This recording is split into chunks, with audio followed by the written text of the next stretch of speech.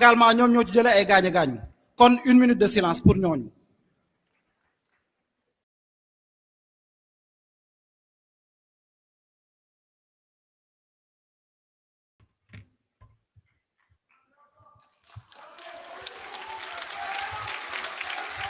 amin mbokk yi comme li ngeen ko xamee maa ngi koy wax tout à l'heure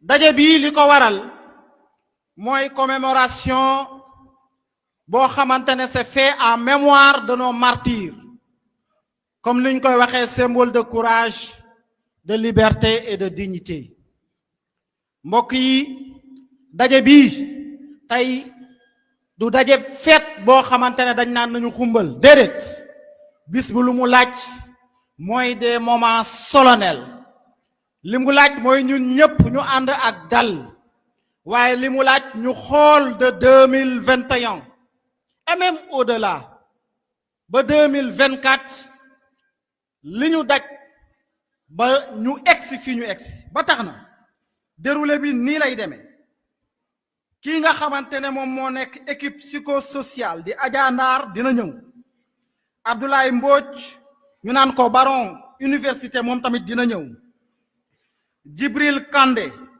di blessé invalide moom également dina ñëw Mouhamed Lamine Djiba ñu torturé ko woon fii ci Dakar moom également dina ñëw ñi nga xam ne ñoom ñooy représentation du milieu carcéral man ñi nga xamante ne ñoom lañu jàppoon te ñu nekkoon ci kaso bi kii di Mansour Nianjo Maron nekk maamu kenn koo xamante ne bakkanam daf ci rot dina wax ku ñuy wax madame Sarr moom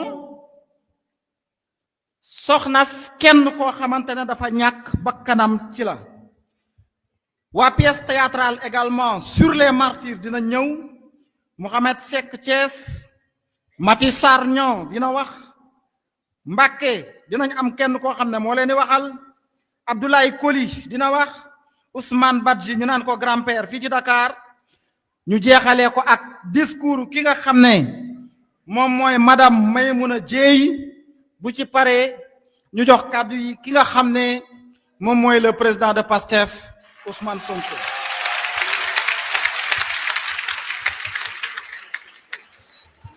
waaye daja bi comme niñ ko waxee dafa am ñoo xam ne buñ dee wax héros buñ dee wax jàmbaar buñ dee wax ñi nga xamante ne tey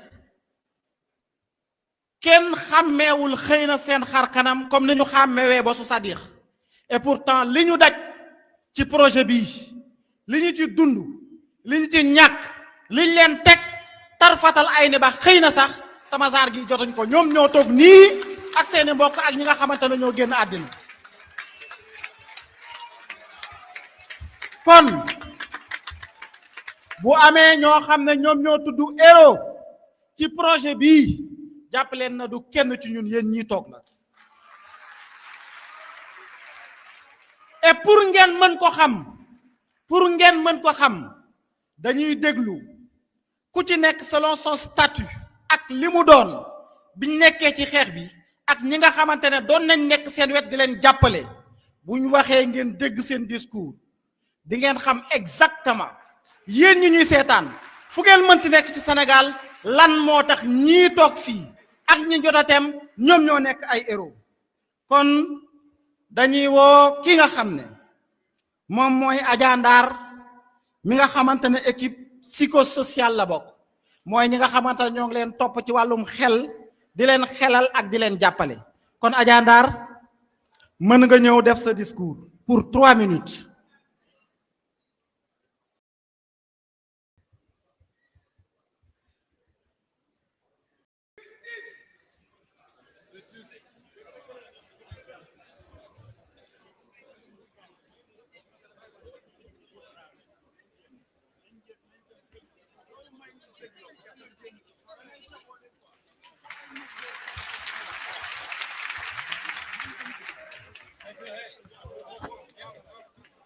auzu billahi mina sheytaani rajim bismillahi rahmani rahim asalaamaaleykum wa rahmatullah. Monsieur le président du parti PASTEF les patriotes monsieur Ousmane Sonko, Mesdames et Messieurs les honorables députés, Mesdames et Messieurs les représentants des familles endeuillées, Mesdames et Messieurs les ex-détenus et toutes les personnes impactées par les événements de 2021 et 2024, chers partenaires et alliés, chers invités, chers camarades, en ma qualité de représentant de l'équipe de prise en charge psychosociale, je tiens d'abord à vous saluer du fond du cœur et à vous remercier de me donner la parole en ce moment si particulier.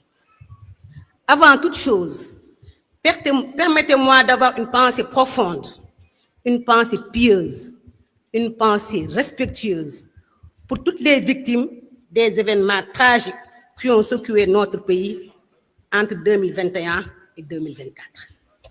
Que leurs souvenirs continuent d'éclairer notre route, que leur courage inspire chacun de nos pas et que jamais, je dis bien jamais, leur sacrifice ne soit oublié.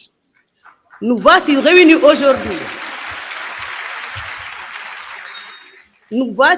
aujourd'hui alors que notre pays avance sur un chemin difficile mais essentiel.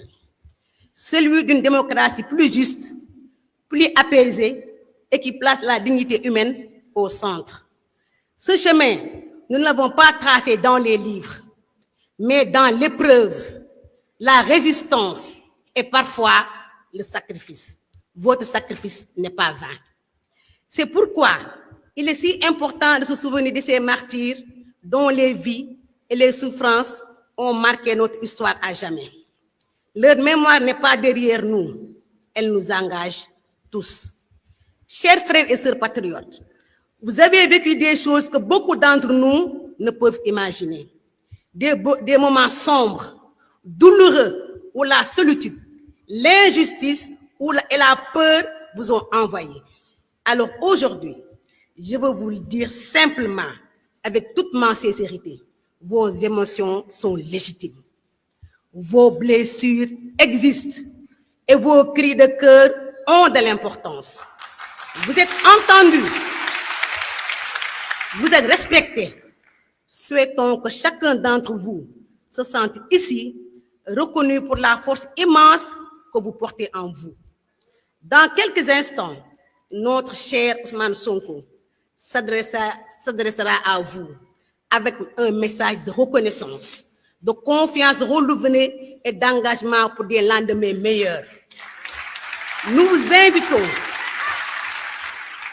invitons à l'accueillir avec le même esprit de calme et de dignité qui vous caractérise. Chers camarades, merci d'être là. Merci pour votre courage discret et votre dignité. Merci de faire de ce moment une étape historique tournée vers la paix, la vérité et le respect mutuel. Ce moment est le vôtre, ce moment est le nôtre. Ce moment est celui d'un Sénégal debout, humain et solidaire. Merci à tous. jërëjëfati.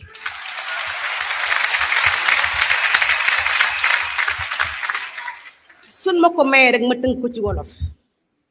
Tey kàddu yu munta neex. Tolloo gunu ñun fu ñuy bànneexoo pouvoir. Ndax dafa am lu fi jot a xew. Ay bakkan rot. Ay nit ñu tëj leen kaso. Ñi jële ci ay laago ba tey. Donc mënoo gunu bànneexu pouvoir. Ci loolu équipe psychosociale bi nga xamante ni moo nekk ci Moncap Santé di tàllal loxoon ki fi nekk ñëpp muy les institutions muy les personnes ñi nga xamante ni ñu ngi ci ay kuréel yu mën a jàppale nit mën a dimbali nit di gunge les familles endeuillées mais aussi les victimes. Accompagnement psychosocial suñu koy wax mooy dimbali nit ki ci yombalal ko li nga xamante moom la dund mën na nekk épreuve mën na nekk jafe-jafe ci wàllu nekkin ñun de ñu ngi leen di tàllal suñu loxo wal leen ni le chemin est encore long et on va cheminer ensemble en vous accompagnant parce que kenn ku ne accompagnement psychosocial bi nga soxla dafa personnalisé kenn mënu ko en groupe il faut nga détailler ko daf ko benn par benn parce que kenn ku ne sa soxla mooy sa soxla sa mbébét mooy sa mbébét ni Pape Fara wala Diop Taïf wala Imam Kouta wala Ami Dia wala keneen ak keneen dundee mbir mi keneen mën na ko bindee dundee noonu ni mu ko transcender keneen mën na ko transcender noonu donc ñu leen di tàllal loxo di leen wax ni l'accompagnement psychosocial est là il y a des choses qui ont été faites et on va continuer dans ce sens asalaamaaleykum wa rahmatullah.